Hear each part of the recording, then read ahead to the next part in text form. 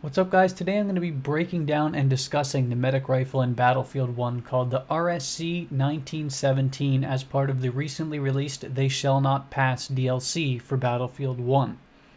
There are two variants to this weapon: the factory variant, which offers faster recoil reset, and the optical, which offers lower initial spread and lower spread increase when aiming down sights. And you also get a red dot sight with this particular variant. As per the review, I'll be discussing optimum strategies when using the weapon and breaking down the numbers from Synthic to give you a better understanding of the weapon. All RSCs are essentially the same in terms of base statistics, but they do differ in spread and behavior, and of course I'll be discussing this shortly. To unlock the variants, the factory version up first, you have to get 50 kills with the M1907 SL Sweeper and 50 revives, and it should become available to you automatically. For the optical variant, you're going to have to get 15 kills with the auto-loading 8 factory variant in one round and perform 75 total heals, and that will be the optical variant unlocked for you and ready to go. So let's get to the stats. To start, the RSC has a 163 round per minute fire rate, which is, well, absolutely the slowest fire rate among the medic rifles in the game. It has a 720 meters per second bullet velocity, a 12 meters per second squared gravitational constant, meaning you will suffer substantial bullet drop over longer ranges, but if you've already sort of gathered the evidence, you will notice that this weapon is well suited for medium and longer ranges. But despite that fact, you're probably not going to be encountering scenarios often enough that bullet drop from the 12 meters per second squared constant is going to impact your bullet accuracy at range. The magazine size for this weapon is 5, but it holds an additional round in the chamber, meaning you have 6 total rounds to work with. It actually has a pretty unique reload animation at the same time for it. In terms of reload speeds, when reloading from empty, it will take 3.3 seconds, and then 2.7 seconds when there's a round left in the chamber. And it's, like I said, it's a pretty cool animation. It's just you slip 5 rounds in and then slap closed, done. The damage chart's actually pretty unique among the medic rifles too, which makes it interesting. It has a base damage of 53 up to 44 meters away, then the damage drops down to 38 from 59 meters on. For Battlefield 1, the damage multipliers are 1.7 times for headshots, 1 times for upper body shots, and 0.96 times for lower body, arms, and legs. So in general, this makes the RSC a 2-shot kill weapon when hitting body shots inside of 44 meters. Past that, assuming you aren't hitting headshots, it will take at least 3 body shots to kill. So again, very unique overall damage model compared to other medic rifles in the game. A lot of people are really going to completely abandon the Selbstslaughter 1906 if they hadn't previously, because this weapon is quite arguably the better ranged encounter weapon now, as long as you have to account for potential suppression effects and as long as you're accurate down range. That is to note about this weapon. The other danger too is that if you hit, if someone's charging you, normally inside 44 meters you'd probably get the 2-shot kill, but if you hit like say a shoulder or a forearm, or you just clip the guy's leg or something like that, it's going to be 3 shots, and if someone can really close ground on you quick, you might be in some trouble there. So in terms of the recoil next, the factory and optical are identical.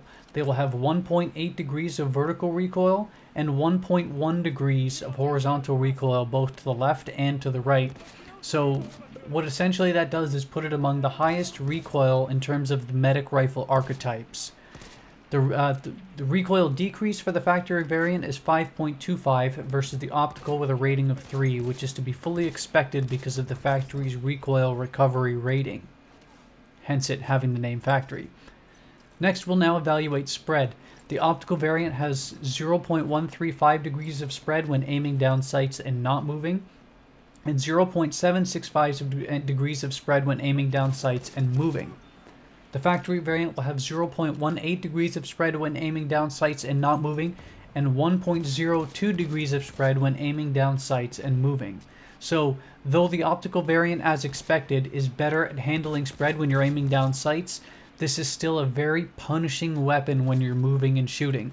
So if you're going to be aiming down sights and taking those pot shots at range to effectively deal with the target far away, try to be stationary when you're doing so.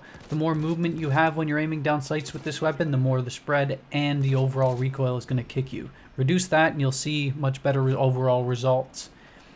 When hipfire standing and not moving, both the factory and recoil variants will encounter 2.5 degrees of spread.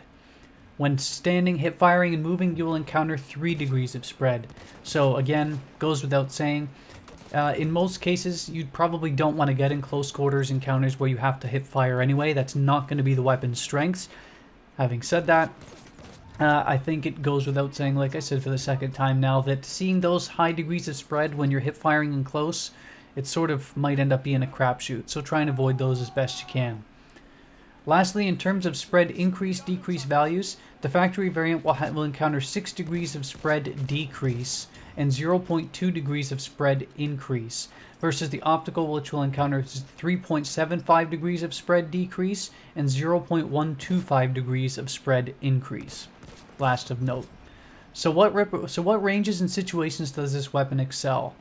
Based on the fact that this weapon has an extremely slow fire rate and very high damage model, logistically speaking, this makes this weapon a medium and longer range engagement weapon, and it's quite possibly one of the absolute best in the game from that 30 to 44 meter range.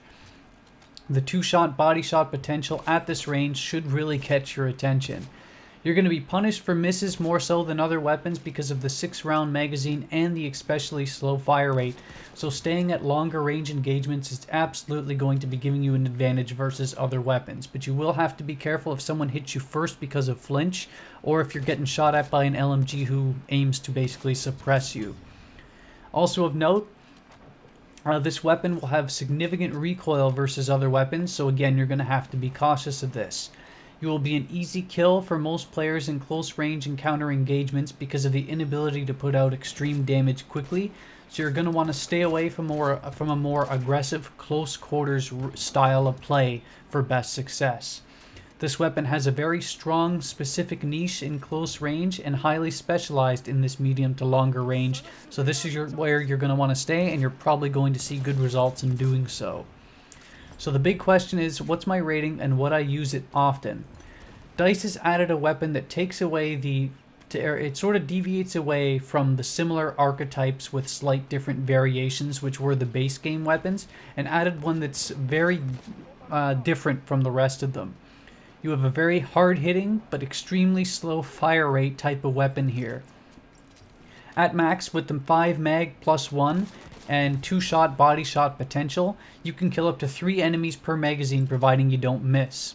Having said that, like I said previously, if you encounter a support player outputting tons of suppression, you're probably going to be in some trouble.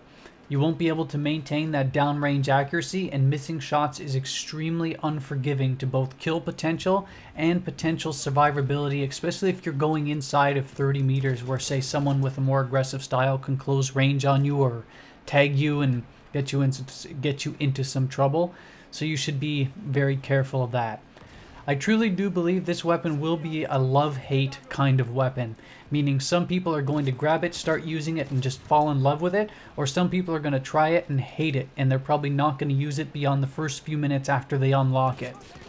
It's not the most versatile weapon either, which is another detriment to it.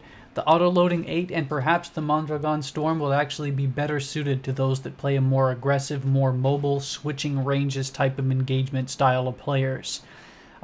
Personally, though, I've always been partial to the hard-hitting, slower fire rate style of weapons, like sort of the Scar H from Battlefield 3 and Battlefield 4. So that one, it would actually go well for me. So personally, I'd probably have to give this weapon an 8 out of 10, maybe 8.5. It has an extremely, like I said, it has an extremely strong niche when you stay in this medium to slightly longer range. You might even be able to take on snipers at range with this thing, especially if you tag one with a headshot. But if you're going to be playing aggressive and you're the type of player that thinks, okay, maybe I can play some close quarters, medium range engagements, go to longer range, and then go back down to closer range. If you're basically the type of player that will switch engagement ranges an awful lot throughout a particular match type, this is probably not going to be the weapon for you. This might get you killed oftentimes. So that's why the rating I would give it. If you enjoyed the video, leave a like, Share it around if you think someone would enjoy it, and subscribe for more if you'd like to see more reviews. Have a good one, YouTube.